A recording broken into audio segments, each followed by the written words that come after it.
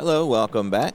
So it's been a while since I played some Strat-O-Matic baseball, so I was kind of get a hankering to play some. So jumping back into my 1920 Chicago White Sox replay. This is game number 85, so pretty good ways into this one. The White Sox are on a road trip back in 1920. When they did road trips, they were usually pretty extensive, especially when a team from the Midwest like Chicago would go east. They would pretty much play everybody out there. So this is a 6-game series in New York to take on the Yankees. In 1920, the Yankees played at the Polo grounds, and so I think 23 was the year that the Yankee Stadium was built. So far, they're not doing very well. So out of the first 4 games, they've lost 3 of them, and so they've fallen to 49 and 35. Which is in 3rd place. The Yankees are in 2nd place at 52 and 36. This is a doubleheader, which is Tuesday, July the 20th, 1920, after they played a doubleheader yesterday. So back-to-back doubleheaders. So again, a 6-game series here in New York. So on the mound for the Yankees is Jack Quinn, as you can see there. He's pretty close to what he did in real life. He's 11-7 with a 378. Leading off for the White Sox is Nemo LeBold. So he had a poor year, and Gleason, the White Sox manager, stuck with him in the leadoff spot. I don't know when he finally decided, if ever, that he's not going to have his normal year. So as you can see, he's hitting 212. He hit 220 in real life. So here he is leading off. Again, hindsight's 2020. So again, been a little while since I played Strat, either by myself or recorded. So bear with me as I kind of get back into the groove. So Jack Quinn, right-handed pitcher, versus Nemo LeBold, who is a lefty. And here we go. So 2-6, and looks like that's going to be a single.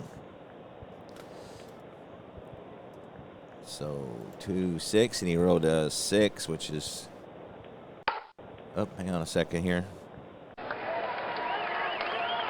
2-6.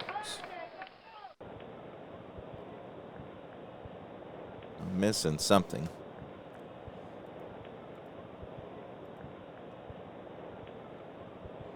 So Nemo LeBold. Oh, I was looking at 1-6. Okay. 2-6 is a ground out to second base. Again, getting back into the hang of it, so bear with me. So 2-6 is a ground ball to the second baseman, Pratt. And he will throw on to Wally Pipp for out number 1.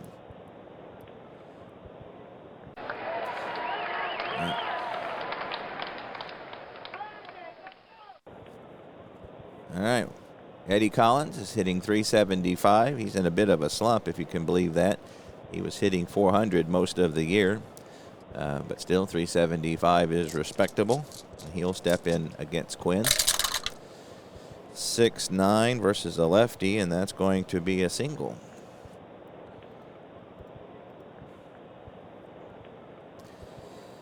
Got a 15 on the 20-sided.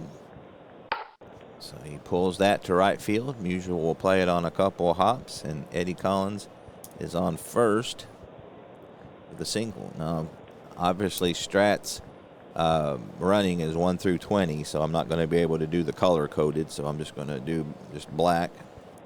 So, again, he runs at a 17, though, so good speed out at first base. That brings Buck Weaver to the plate.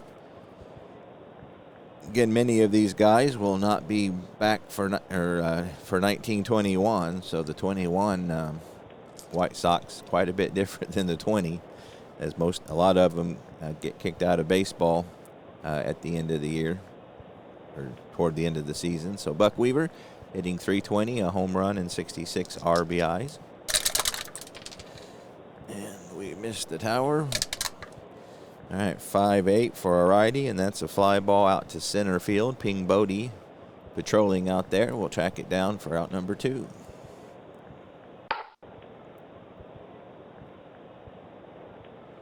2 out, 1 on for Shoeless Joe Jackson. He's hitting .404 with 7 home runs, 59 runs driven in. Left-handed hitter versus the right-handed Quinn. 210, that's a single check here at the Polo grounds, and he needs a 1-2 as a left-handed hitter, and he got a 10. So that's going to be, I have it distribute the outs. Everything else on the computer is right off of the cards, but I do have them where you know, that's not always going to be a pop-up. So sometimes it is a pop-up, but that's going to be a hard line drive to Pratt at second, and he will stab it out of the air for third out of the inning. So they get a hit and leave a runner on. Half an inning in the books, no score. On the mound for the White Sox is the underachieving Red Faber. So the White Sox had 4 pitchers who had 20 wins this year. Faber, as you can see there, is a full 2 runs over his ERA. He's already given up 8 home runs, and he gave up 7 in real life. So he's already one high, and he's 7-11. As you can see, he was 23-13. So again, not off to a great. We're way past a start. He's not having a good year. But at any rate, he'll start off with Roger Peckinpah, the New York shortstop, hitting .253. I'm having a hard time hitting that dumb tower. That one bounced out.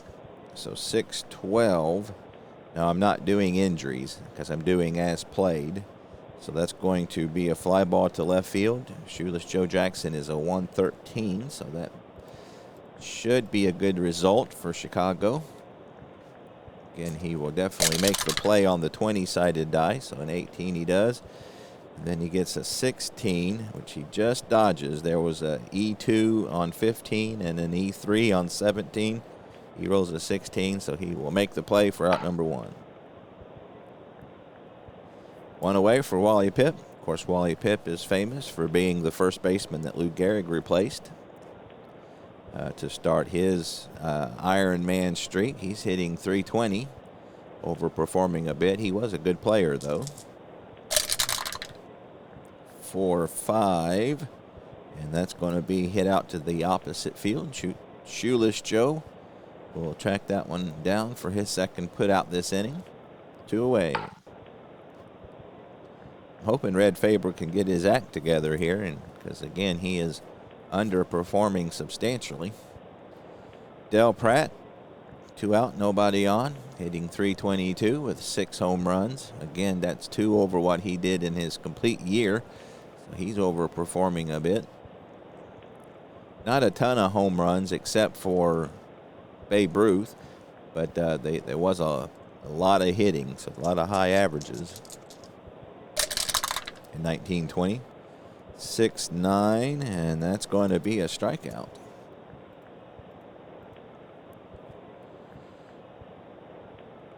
Curveball, Pratt swings and misses, as that one dropped a lot more than he was anticipating, and the Yankees go in order in the first. So we've played an inning, no score. Happy Felsch will lead off things for the White Sox here in the second. He was a very good player, and of course he was one of the ones to be expelled from being involved in the 1919 throwing of the World Series. He's hitting .356, 10 home runs, 78 runs driven in. He is up there among the leaders in that category. Righty versus righty, 1-7, and that's out in instant in between all the good stuff, so that's a fly ball to center field. Ping Bodie once again out there will get to it for the first out of the inning. Oop. Didn't do my scorebook over. Shane O'Collins. He took over the first base duties for Chick Gandil, who was one of the ones expelled, but Chick didn't play this year. I think he was maybe playing in the Pacific Coast League. I'm not for sure. But he's hitting .278, 1 home run. 2-4 versus a righty, and that's a hard line ball to Ward at third, and he will be able to grab it for the third out of the inning. Second out of the inning. I'm getting ahead of myself. All right, 2 out. Swede Risberg hitting .293. He's overperforming quite a bit. 3 home runs when he only had 2. So 2 out, nobody on. 6-11, and that's a ground ball down to Ward, and he'll make his second play of the inning for the third out of the inning.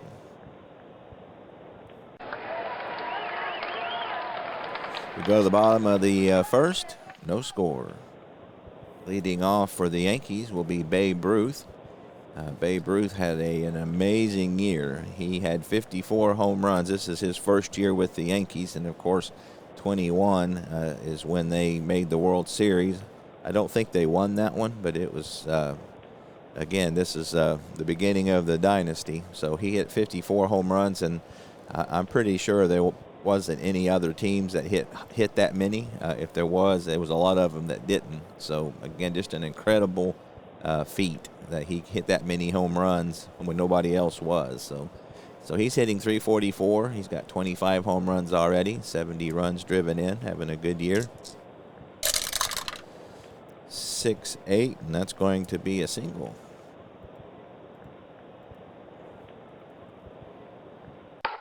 He pulls that to right field, and Lebo will play it on a hop. So Babe on with a single, first base hit of the game for the Yanks. Bob Musial, who was a very good player, will step in next. He's underperforming a bit, .295, 5 home runs, 44 runs driven in. Babe Ruth runs at a 14, which is not horrible. White Sox at double play depth. 6-7, and that's going to be a line drive to Weaver, and he will grab it for the first out of the inning. 6-7. Rolled a 20. 1-15 would have been a single, but Weaver is able to snag that one. 1 out. Ping Bodie, he's hitting .258, 4 home runs, 37 runs driven in.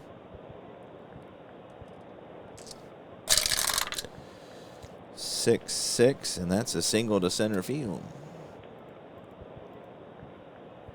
We'll see if the Yankee manager was going to try for third, but Miller Huggins is going to put up the stop sign. So Ruth will hold out at second. Bodie is at 10, so he's not very fast. Runners on first and second, 1 out for the catcher, Aaron Ward. Or the third baseman, Aaron Ward. He's hitting .255. He's overperforming in home runs there, as you can see as well. He's hit 12 when he only hit 11. 2-5, and that's going to be trouble.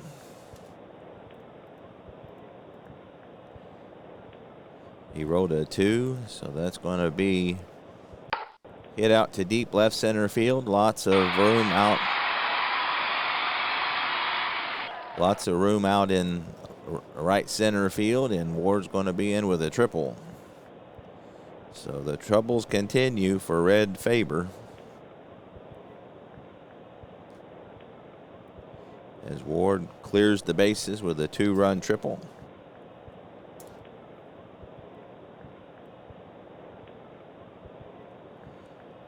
So they're going to play the infield back. Ward on third. Muddy Rule, the catcher, is hitting .222. He's already hit his home run for the year. 2-7, and that's going to be a line out. So that they was willing to concede the run, but looks like that at least on this at bat, they're going to be able to keep him at third. I hate when they do this, where they do it's a foul ball and they do it again. That's so ridiculous. If you're doing pitch by pitch, maybe, but It's so. I wish there was some way to cut that out. It annoys me to death. But at any rate, that's he lines out to Eddie Collins, and that's 2 out. So Quinn, who was not a good hitter, as you can see, will step up next.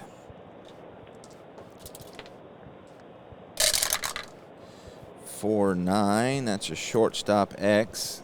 Risberg is 2, but he's a 56. So he got a decent chance of making an error. Let's see how he does. So that's a 3. So he'll get to it just barely, but unfortunately he won't make the play. So that's going to roll up his arm. I'm going to get rid of that. I guess you can. I was hoping you could just have the crowd noise without the cheering, but I guess you can't. At least not that I can tell. So, all right, well, they score their 3rd run. That one will be unearned. E6 on Risberg.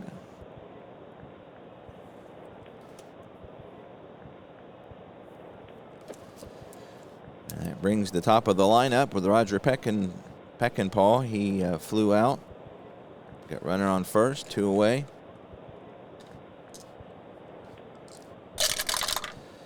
One 9, and that's going to be a strikeout. So he gets out of the inning, but not before the Yankees put 3 across. Strike 3 called looking. They get 3 runs on 3 hits, 1 error. They leave a runner on. We've played 2 here at the Polo Grounds. It's 3-0 New York Yankees. White Sox really needing this game. Again, they've lost 3 out of 4 so far. Hoping to make some hay here on this doubleheader. They came into this road trip in 1st place, and now they're falling down to 3rd. Ray Chalk will lead off here for the White Sox. He's hitting .280.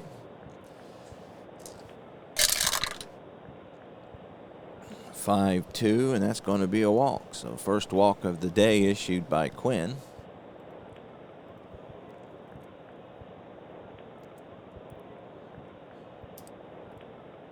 And that'll bring Red Favor to the plate. He is not a good hitter. So I think we're going to try to get a butt down. He squares around. Lays down a great bunt. And it might be a challenge here to get him. Let's see. At 18, that'll get him. So he gets thrown out.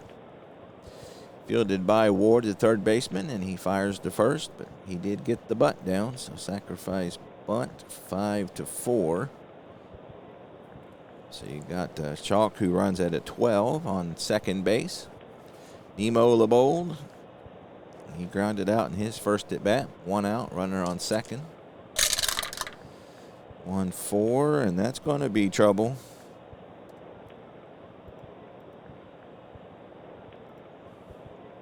So he hits that to deep center field. Bodie's not going to get to it. Chalk will score. And Nebo LeBold will slide into second with a double. So the White Sox get on the board and cut the lead down to 2.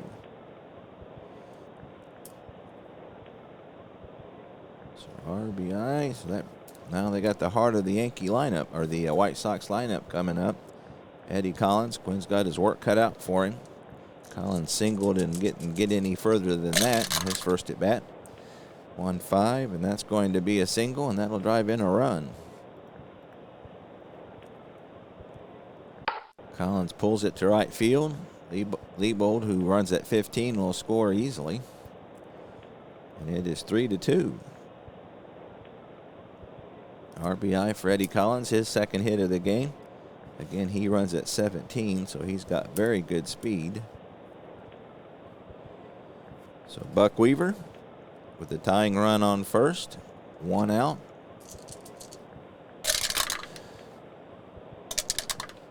.37, and that's going to be a fly ball out to center field.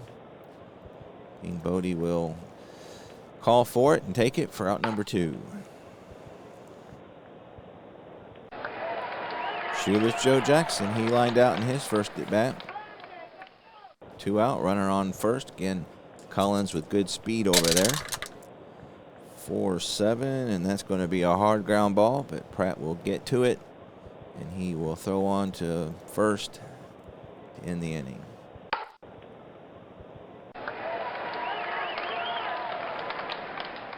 The White Sox get a couple on a couple hits, no errors. Leave a runner on. We go to bottom of the third, now 3-2 New York.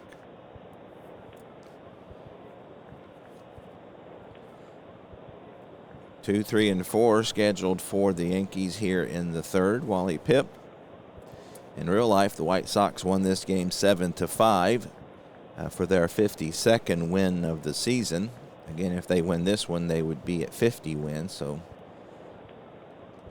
Wally Pipp, he flew out in his first at bat and burn it. 1-4, and that's going to be a single check for a lefty. He needs a 2. He got a 14, so that will be an out. 1-4, 14. So ground ball back to the mound. Red Faber will field it and throw him out for the first out of the inning. That brings Del Pratt to the plate. He struck out in his first effort. 1-7. That's a fly ball to left field. Shoeless Joe will take that one with no difficulty for out number 2. Babe Ruth, he singled and scored back in the second inning. 6-9, and that's going to be a ground ball down to first baseman Strat-O Collins.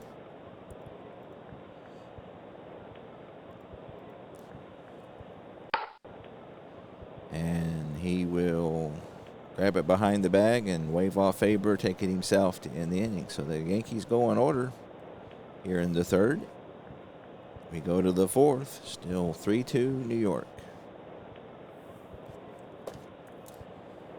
4, 5, and 6. Check that. 5, 6, and 7 due for the White Sox. They have cut the deficit to 1, so they will face Quinn here with Happy Felsch. He flew out to center field. His first at bat. 1-8. Uh-oh. Oh, man, he just missed one there.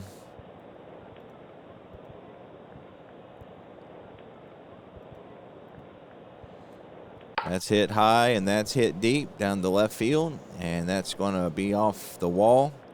Felsch is going to chug around second and be into third with a leadoff triple. His 6th triple of the season. So the White Sox get the tying run on third with nobody out. Looks like the Yankees are going to pull the infield in. Strat-O Collins, he lined out in his first at bat, looking to tie this one up. 1-10, and he's going to do it.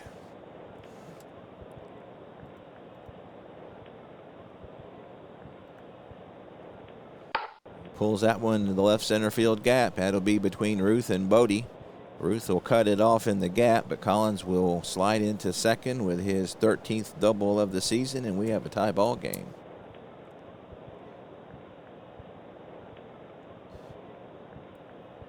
So Strat-O Collins on second. Swede Risberg at the plate. Still nobody out.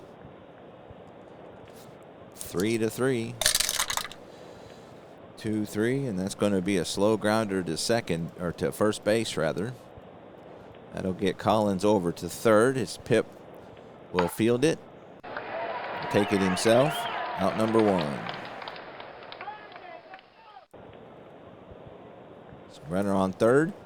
1 out. The infield in again. Ray Chalk, who walked and scored. They're going to pitch to him. I thought they might consider an intentional walk, but they're going to pitch to him. 2-6, and that's going to be a fly ball to center field. Oop, hang on a second here. I hit the wrong button.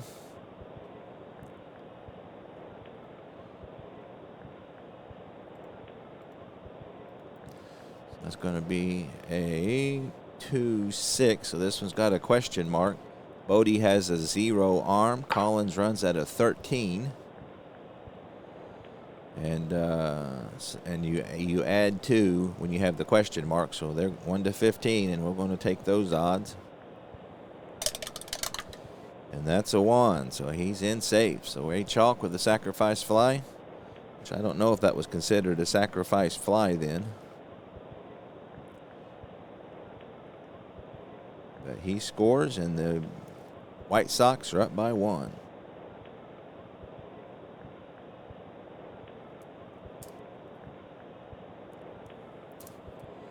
All right, Red Faber, 2 out, nobody on.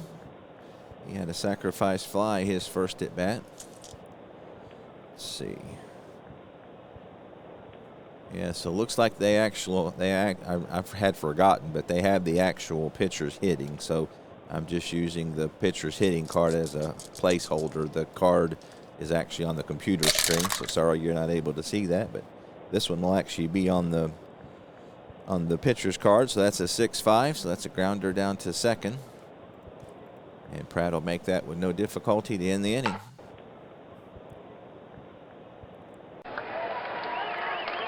So they get 2 runs on 2 hits, no errors, nobody left on. We go to the bottom of the 4th. It is now 4-3 Chicago White Sox. Bob Musial will lead off for the Yankees. Right-handed hitting right fielder versus the right-handed throwing Faber. So Faber been given a 1-run lead, looking to see if he can hold it. 3-11, and that's a hard grounder down to Weaver at third, and he will backhand it, make the long throw across the infield for out number 1. Nice play by Weaver. 1 away for Ping Bodie, the center fielder, another right-handed hitter. Bodie singled and scored in his first at bat.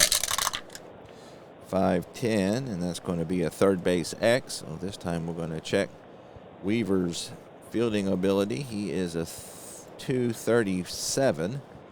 So again, pretty good range, but as a lot of fielders in 1920, prone to errors. However, he rolled a 1, so that's going to be a single, and an 11 is going to be an error. So Bodie probably would have beat that one out. Weaver throws it away, and Bodie will be on second with 1 out. Single plus E5. A lot of errors in this time in baseball.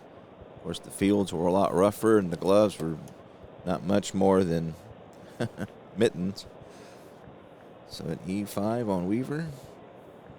Ping Bodie at second base. He is a 10, so he doesn't have great speed. That will bring up Ward, the third baseman. Ward had a 2-run triple, his third triple of the year. He gave him 36 runs driven in for the season. 6-4, and that's going to be a ground ball to Collins at first. That'll get Bodie to second as Collins takes it himself. Or that'll get Bodie to third, rather. 3 unassisted. So 2 out, runner on third for Muddy Rule. Now this probably would be a good placed intentional walk because Rule's quite a bit better hitter than Quinn is. Of course, you'd like to have the pitcher leading off, and Quinn is not a very good, as you can see there, he's got some, not a great clutch hitter. So we're going to go ahead and take our chances with Rule here. 3-11, and that's going to be a ground ball down to first. So the strategy paid off for Gleason and crew. Collins will field it, and he'll flip to Faber to end the inning. So they get a runner on to third, but that's it. No runs, a hit, 1 error, 1 runner left. We go to the 5th, 4-3, Chicago. Top of the order for the White Sox here in the 5th, Nemo LeBold, who has a double. That was his 13th double of the year. He's already doubled his triple output. He had 3 in real life, and he has 6 here. It'll be interesting to see how the stats shake out. Again, a lot of especially home runs that are overperforming, but we'll see how it works out. Again, you don't want it to be exact. That's boring. Anyway, Nemo LeBold will start off the 5th here as I missed the tower. Thankfully, it stayed on the table. 6-11, and that's a ground ball to short. LeBold hits it the other way. Peckinpah is there, and he will set and throw for out number 1. Eddie Collins, Hall of Fame second baseman, who, at least not that anybody knows, was not involved in the Black Sox scandal. He went on to finish his Hall of Fame career. He is 2 for 2 today. He knocked in his 49th run in his last at bat. 5-8, and that's going to be hit hard, but right at Pratt for out number 2.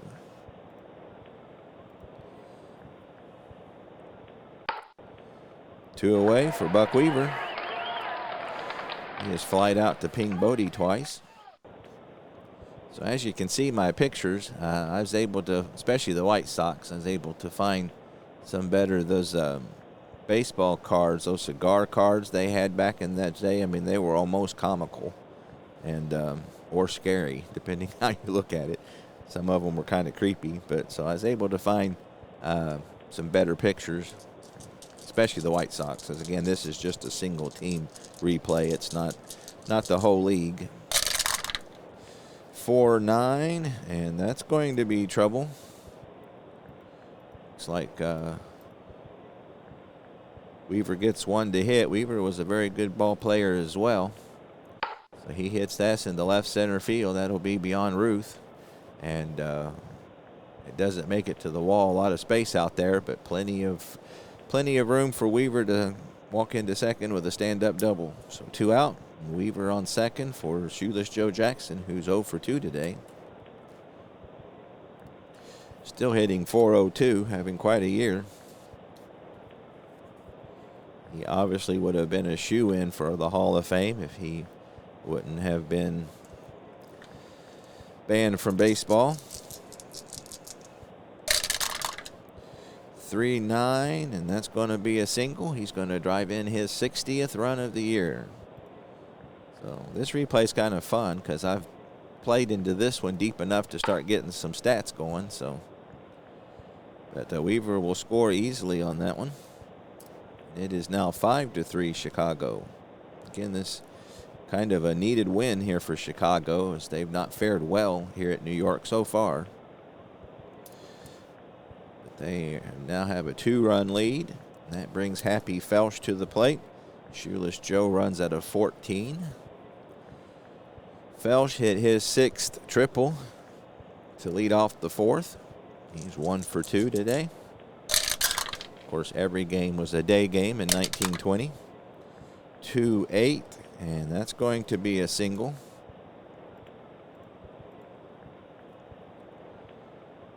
He hits that up the middle. Jackson chugging around second. He will slide into third, and he's safe. So Felsch wasn't able to advance to second, so we got runners on the corners. 2 out as the White Sox get a 2-out rally going here, and that gives Felsch, I'm pretty sure he's either leading the league in RBIs or he's right up there. And he gets another one here. So that brings Shane O'Collins. Shane O'Collins hit his 13th double. So first and second, 2 out. Quinn looking to get out of the jam. 3-5, and he will. So Collins hits it hard, but right at Peckinpah at second. He'll go the long way to first, and that will retire the side.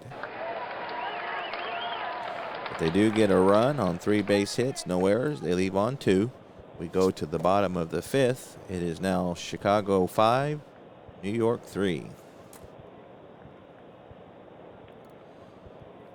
So this would be a good time for Faber to get his act together here, pick up his 8th win of the season if he can. He's got Quinn leading off. And again, I'm just using those for placeholders. Let's see. Yeah, so even though in real life the score was 7-5, both pitchers went into the pitched 8 innings. So again, it was a different time back then. They pretty much let a pitcher go to where he either got the loss or he got the win. But and I actually prefer that kind of baseball, but that's just me. All right, so you got Quinn leading off. He reached on an error by Risberg, Swede Risberg. 6-12, that's the left field X. Again, we got Shoeless Joe out there. Again, he is possible error prone. Let's see if he can make the play. So 19, he gets to it easily. And with a 12 is going to be a 2-base error. So that'll put Quinn on second with a 2-base error. So that's not good for Shoeless Joe. That's the 3rd error today by the White Sox. In real life, there were 5 errors total. So again, a different time. So Peckinpah with a chance to do some damage as Faber gets put behind the 8 ball early. Quinn runs at a 10, so not great speed. Peckinpah, right-handed hitter, he's 0 for 2 today. 6-4, and that's going to be a ground ball to first. Collins will field it, take the bag himself, but Quinn will make it to third with 1 out.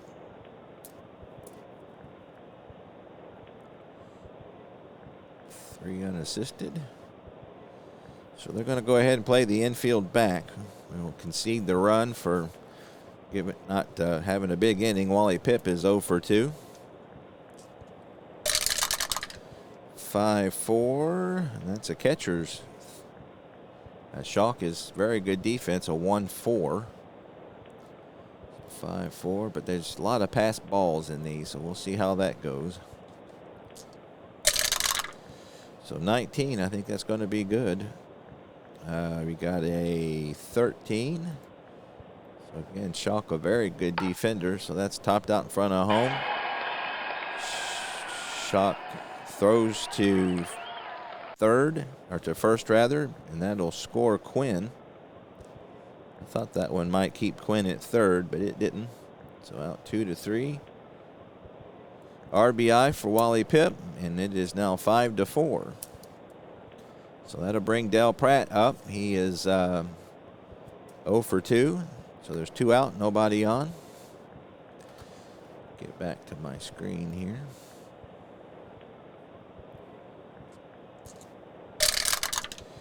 .212, and that's a fly ball out to center field. Happy Felsch will track it down to end the inning. So that'll bring Babe Ruth leading off the 6th, and that's how you want Babe Ruth to come up with the bases empty. They do get a run on an error. No hits, nobody left. And we go to the 6th inning. It is 5-4 Chicago White Sox. Oops, sorry about that. All right, Roger Quinn on the mound for his 6th inning of work. We'll start with Risberg. We got 7, 8, and 9 scheduled up for the White Sox. Risberg is 0 for 2 this afternoon. 6-8, and that's going to be a single to right. Again, a lot of offense in 1920, even if they didn't have a lot of home runs. So he slaps that the other way, out of the reach of Pratt. And the White Sox get their leadoff runner on here in the 6th. Risberg runs out of 14, so he has got pretty good speed. That brings up Schalk, who's got a RBI. He drove in his 46th run with a sacrifice fly in the 4th. He is definitely a double play candidate. 6-11, and that's going to be a ground ball to third, not hit terribly hard. Ward will go to second with it, and Pratt with the pivot to first. It's not in time, so nice hustle by Schalk. Avoided the double play, but they did get the 5-4 fielder's choice for out number 1. So Chalk is a 12, so pretty good speed. Faber is up next. 1 out.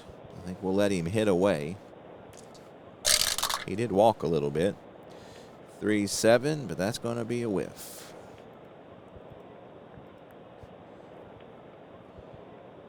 Swing and a miss on a nice fastball. That's the first strikeout today for Quinn.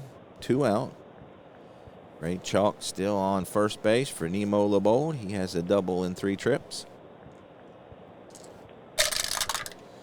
6-9, and looks like he's going to get another one here. 6-9. That's a 6 on the 20. I think that's going to be a single. It is. He lines it up the middle. Chalk with going on contact will make it to third, and they have him on the corners with 2 outs. Second hit for LeBold, so he's having a good game, if not a good year. Eddie Collins, so next 4 hitters are dangerous, so we could have a 2-out rally here. Let's see what happens. Collins is 2 for 3 already. Again, left-handed hitting second baseman versus the righty Quinn. 3-4, and that's going to be a fly ball out to left field. So he takes it the other way, but Babe Ruth is there, and a younger Babe Ruth is able to field that to end the inning. So nice job by Quinn. They get no runs. They had 2 hits, no errors. They leave 2 runners on. We go to the bottom of the 6th. Chicago leading by 1. Babe Ruth obviously could tie this one up with 1 swing of the bat. Red Faber. We'll see if he can avoid that. Again, he's already given up 1 home run more than he gave up in real life. The Babe is singled and grounded out to first. 3-8, and he's going to draw a walk. As you can see, he did walk a lot. 148. That'll be his 67th in the replay. So leadoff walk for Babe Ruth. It's really cool seeing these guys on the table and getting to see them play. I know I've said that before, but it still is just a lot of fun to me. Shoeless Joe Jackson and Eddie Collins and Babe Ruth and Bob Musial. It's just, these are guys you read about, and in a weird way, especially with your imagination, you can actually see them play, and that's just very enjoyable. All right, Musial is 0 for 2. Ruth runs at a 14, so he's got pretty good speed. Nobody out. 2-6, and that's going to be trouble. So it looks like Red Faber is going to continue his woes. That's hit down the right field line, and that'll roll along the wall. They're going to hold Ruth up at third, and Musial's in with a double. Nobody out.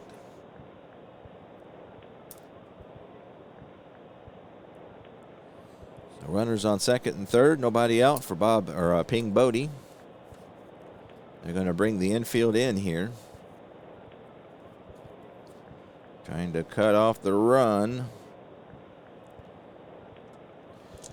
Bodie is singled twice and scored. 2-2. And that's going to be a line drive to short. So nice break there as Bodie hits it hard, but not able to find a hole. 1-2 would have been a single on that, but Reesberg will field it. That one about takes his glove off as he was pretty close to Bodie, but an important first out. That brings Aaron Ward to the plate. Ward is tripled and grounded out to first. I think we're gonna keep the infield in. So Aaron Ward, again 1 for 3. 3-6. That I hit the wrong button again. All right, edit undo. Oh, actually he tried to bunt. That's what happened. I hit the enter button, so I didn't do anything wrong. They had Aaron Ward trying to bunt. I again, when I'm playing the computer and Strat, the computer manager is handling the other team. I don't have to do both teams, which is kind of a nice change of pace. But he tried to bunt, and he popped it up, and Shane O'Collins fielded the pop-up. So how about that? So that brings up Muddy Rule. So pop out 3, trying to bunt. I thought I did something wrong, but I didn't. Again, a little bit out of the Strat-O-Matic mode, so bear with me. So that brings Muddy Rule to the plate. Now again, this one might be a good idea. I don't know if they would pinch hit for Quinn or not. It's 1920 after all. Let's go ahead and we're going to walk him.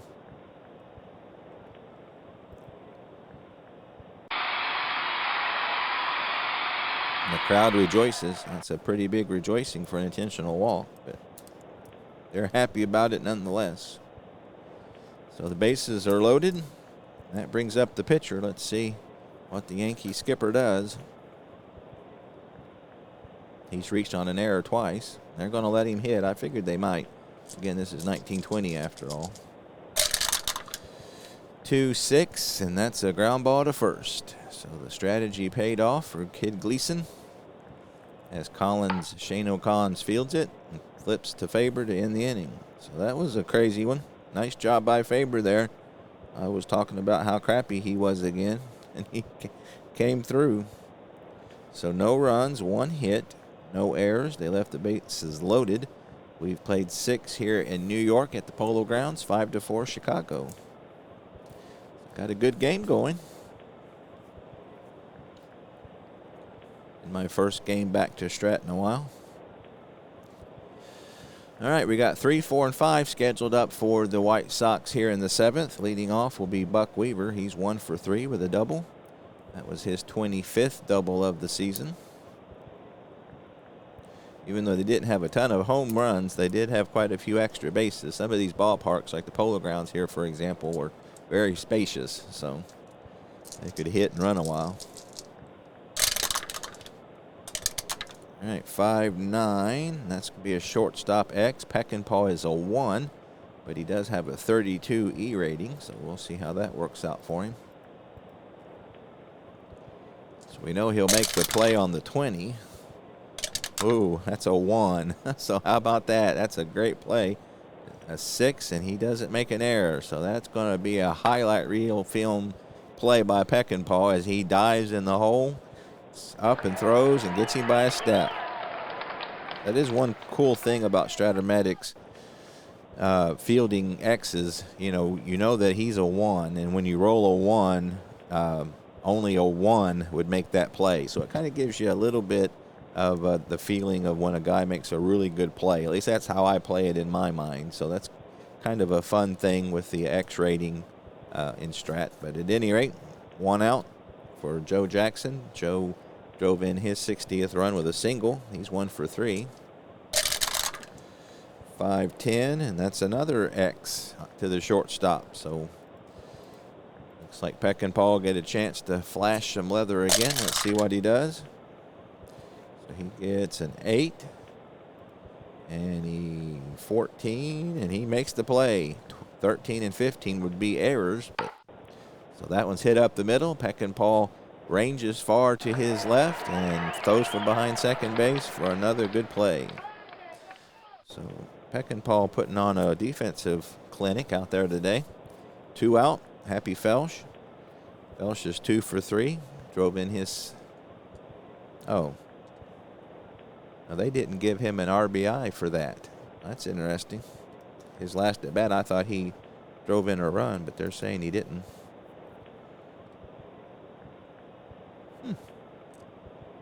Oh, okay. No, I messed up.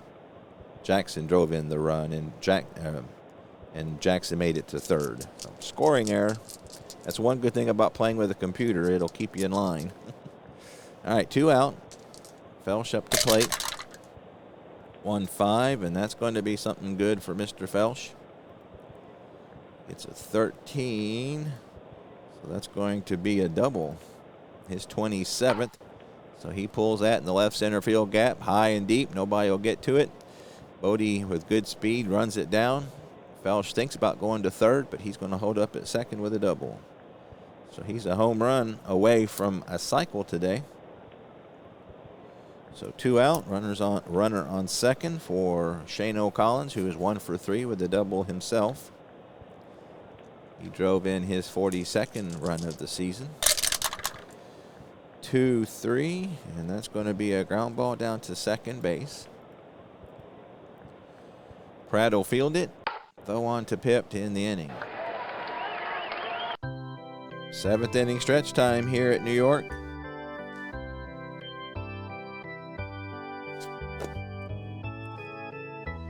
Chicago holding on to a 1-run lead. Time for our trivia question. Name 3 of the 4 infielders on the Dodgers teams that played between 1973 and 1981. And I think I can name all 4. Got Garvey at first, Davey Lopes at second, Bill Russell at short, and Ron Say the Penguin at third. So and that is exactly accurate. So I hit that one out of the park. All right. Bottom of the 7th, Chicago clinging to a 1-run lead. Red Faber trying to pitch better than he has so far this year. He has the top of the lineup due here in the 7th. Peckinpah is 0 for 3. 5-10, and that's a third base X. Weaver is a 237. So like most fielding X chances here in 1920, there will be the element of the error, so he probably will get to it in the field. An 8 he does. And he gets a 9, and that's an E1. So not able to make the play. That's going to be Weaver's second error today, the 4th error by the White Sox. So they are not helping Faber out even a little bit. So E5, second error by Weaver. Peckinpah on first with 12 speed. Not great, but not horrible. Wally Pipp. So let's see.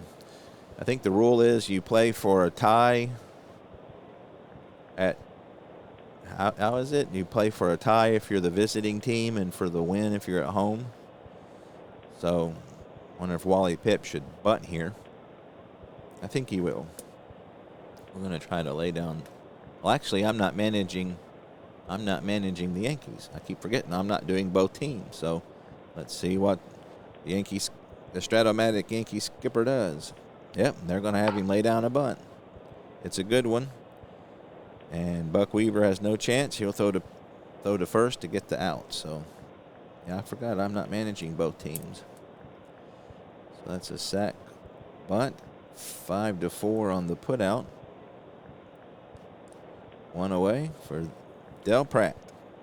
Again, Peckinpah with 12 speed. And for those of you who don't know, the scale is 1 to 20. All right. Pratt is 0 for 3 this afternoon. 2-4, and he's going to drive him home with a single. So we have a tie ball game. So Red Faber not able to come through. That's a line drive to left. Peckinpah will score. Jackson will throw it into second, and we got a tie ball game. So again, Faber not getting a lot of defensive help today. So now we're tied 5-5. Pratt runs at an 11. Not great speed, and that brings Babe Ruth to the plate. Babe is 1 for 2 with a walk.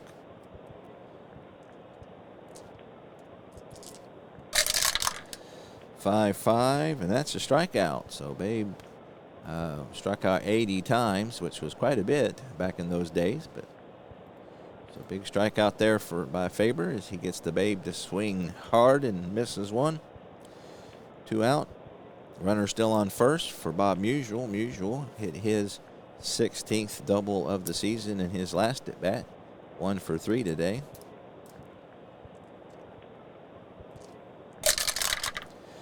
.58, and that's a second base X. Collins has very good defense. 5'8", he's a 123. So we know he'll make the play. Well, I don't know if he will or not. They was holding Pratt, and so that's going to be a single because when you're holding and you got a right-handed batter, that Collins is shading toward the bag, and so I think that's going to be through for a single. 10-15. He doesn't make an error at least. Yep, base hit. Pratt will take third.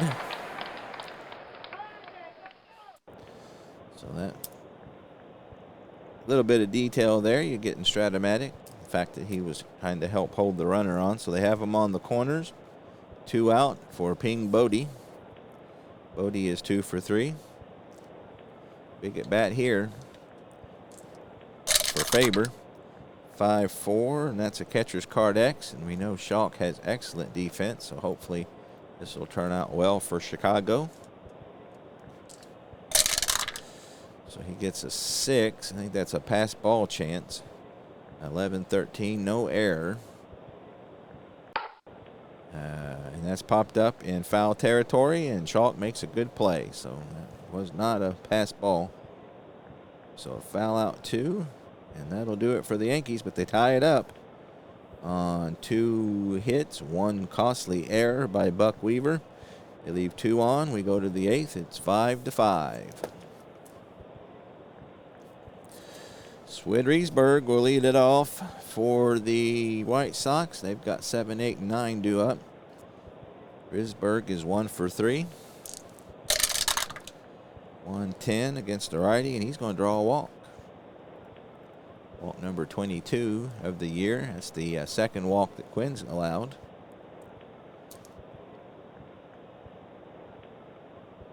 Now we're in an interesting situation, aren't we? I think I'll go ahead and let Chalk hit away. Risberg is a 14 at first, his speed, which is pretty good. 6-5, and that's a ground ball to third. Possible double play here. Ward makes the play, not hit real hard. Pratt is taken out by Risberg, not able to get a good throw over to first, and Chalk is in to avoid the double play. So that'll be a fielder's choice. 1 out. Chalk runs at a 12. That brings Red Faber. I think we'll let him hit away. Again, he did walk a lot. 210, and he just missed a walk there, but that's a fly ball out to right field. Musial will grab that one with no problem, and Chalk will head back to first with 2 outs. Nemo LeBold. He's 2 for 4 with a double. 5-7. And that's a second base X. Pratt's a 226. 5-7. So a little above average fielder. Let's see how it works out. 18, so he'll get to that one for sure. 8-11 and no errors. So nice play by Pratt. He'll throw over to first, and that'll do it for the White Sox in the 8th. No runs, no hits, no errors. They leave a runner on. We go to the bottom of the 8th, 5-5. 7, 8, 9 due up for the Yankees as well in their half of the 8th. Red Faber, again, he's pitched pretty good today. He's got a 2.57 ERA. A couple of those runs he's given up have not been earned, as the White Sox have allowed 4 errors. Aaron Ward's 1 for 3. He'll bat first here in the 8th. 5-5. That's fly ball out to Felsch in center. He will track it down for out number 1. Muddy Rule, the New York catcher. He is 0 for 2 with an intentional walk. Righty versus righty. 4-8. And that's a fly ball to left field. Hit into the gap. Jackson has a bit of ground to cover, but with his good speed and the height of the ball, he is able to get to it for out number 2. Bring Jack Quinn to the plate. See if they pinch hit for him or not. They do not. So he's going to hit out, 2 out. 4-5, and that's popped up on the infield. Risberg will wave everyone off, and they will acquiesce for out number 3. Good job by Faber, retires them in order. We go to the 9th, still locked at 5. 2, 3, and 4 scheduled for the White Sox. Jack Quinn got his work cut out for him here in the 9th. Collins is 2 for 4. 3-10, and that's a ground ball back to the mound. Nice play by Quinn as he fields his position for out number 1. Buck Weaver, he's 1 for 4, hit his 25th double of the year back in the 5th. Righty versus righty. 4-10, and that's a strikeout. So nice pitch by Quinn as he collects his 2nd strikeout of the day. Off-speed pitch, and Weaver watched it go by, and he gets rung up for out number 2. Shula's Joe Jackson is 1 for 4 today. Still hitting .402. Pretty sure, I think he's 2nd. I think, let's see, well, I can't remember who's in the lead. He plays for the Browns. It's been a while since I've visited this year. 4-12 versus the lefty, and that's fly ball to center field. Ping Bodie will get to that one, and Quinn does a good job of retiring the White Sox in order. The heart of the White Sox in order. So we go to the bottom of the 9th.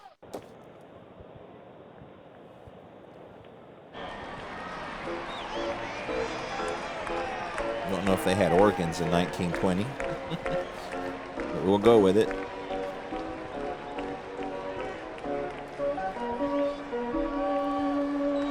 All right, top of the order scheduled for the Yanks.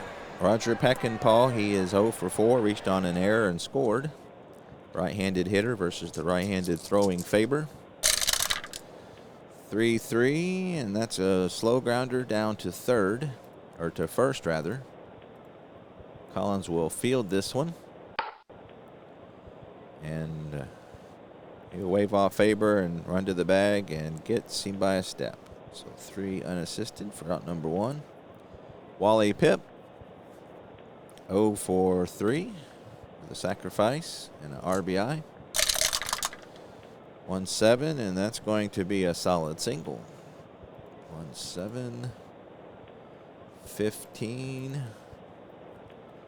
He lines that to right field. The Bold will play it on a hop. Pip on first has 11 speed, which is not great. Del Pratt is 1 for 4 with an RBI single. Infield at double play depth. 2-10, and that's going to be a 1-star single. So not what you want to do with Babe Ruth coming up. So that's hit up the middle, hit hard. So Pip will hold up at 2nd.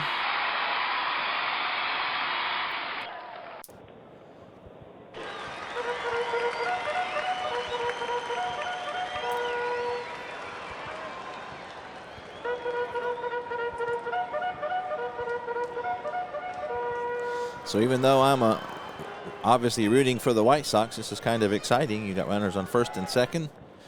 Bottom of the 9th, 1 out. The Babe at the plate. This is why we play these games. So here we go. Red Faber versus Babe Ruth. Babe's 1 for 3 today. 1-8. And looks like he has 1-8. Oh, he may have won the Pratt's an 11. So we'll see. He's not great speed. He's got him a double, looks like. That would be his 31st double of the year. 14. So he hits that one high and deep to center field. Pip will score easily.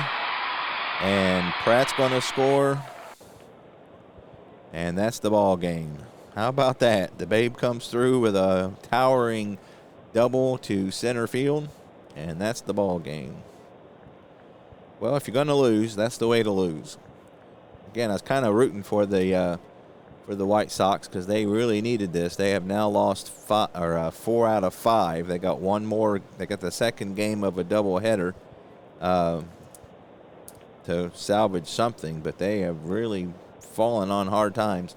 You know, when I got to the end of the season, I was debating on whether if they won the pennant or not, if I would, bring back the guys who had been banned. But it looks like I may not have to worry about that as they are at least at this point, struggling pretty good.